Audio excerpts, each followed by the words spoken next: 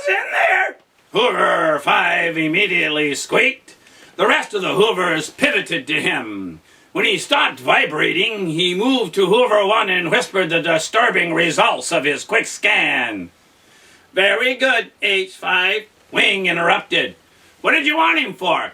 Just to reconnoiter. He roams the wild and we wanted to know what he sees, sir.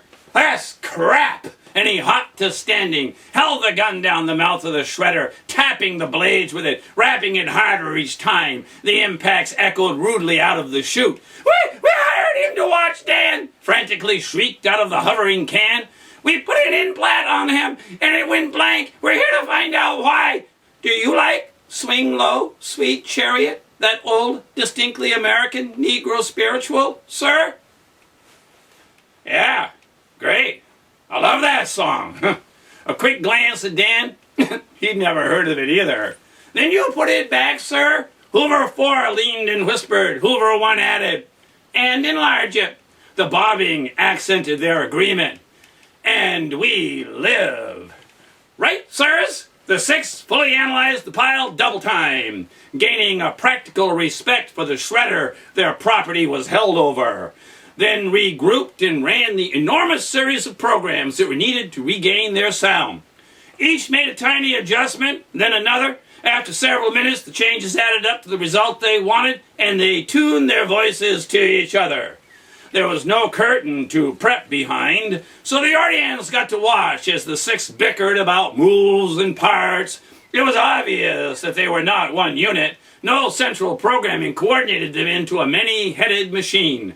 Probably the citizens of the settlement feared them more that way and kept them as much as possible as individuals for control. The last thing they wanted was a single-minded, pissed-off bunch of mechanical hired guns turning on them.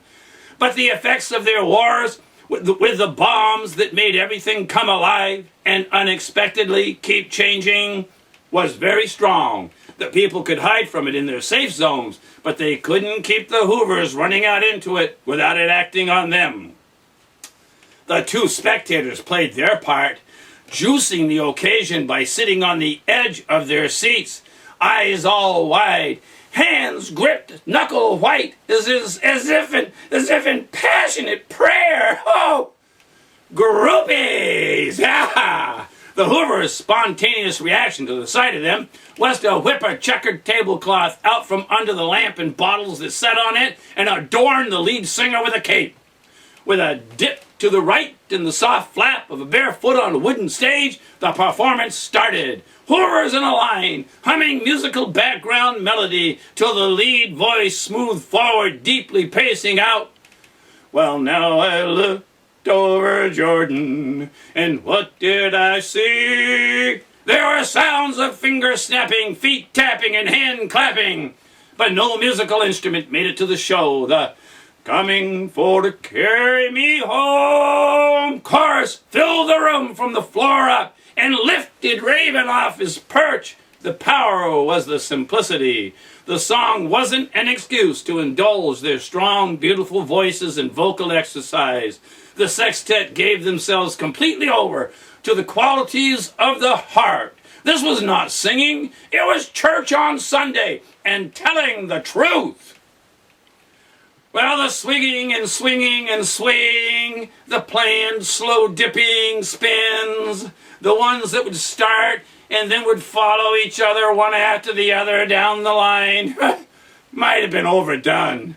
But if you closed your eyes and listened, you could imagine 6 old-timey people confessing, feeling that it was real lucky to do this with the other 5. The privilege was all theirs, the honor all theirs, wanting more than anything in the world to be true to what they were doing, singing through motionless faces, dancing choreographed moves without legs. They were floating jukeboxes.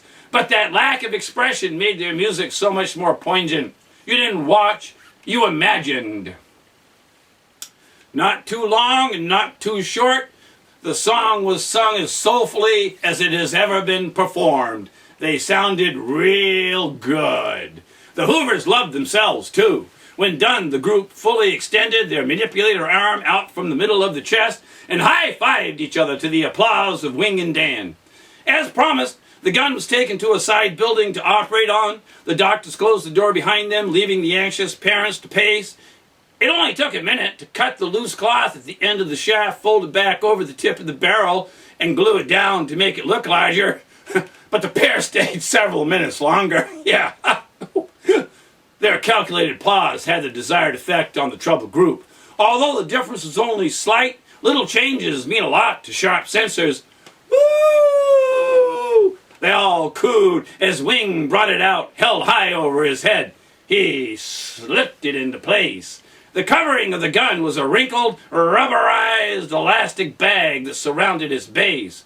When it was retracted back into its berth, this weatherproof sack hung limp just inside the gun port door. It was necessary to massage the gun in and out as he reached for and connected wires. Whether Wing chose the wrong wire or the overstimulated patient lost control is unsure, but the thing misfired, nearly blowing his head off. What the fuck, man? Ooh, so sorry, sir. A little after a show affair followed. The Hoovers signed autographs, tried to out-high-note each other, and then left the building. They definitely think they got pricks in their tin pants, don't they? Oh yeah. Dan considered Wing suspiciously. Wonder whatever got an idea like that started. Couldn't say.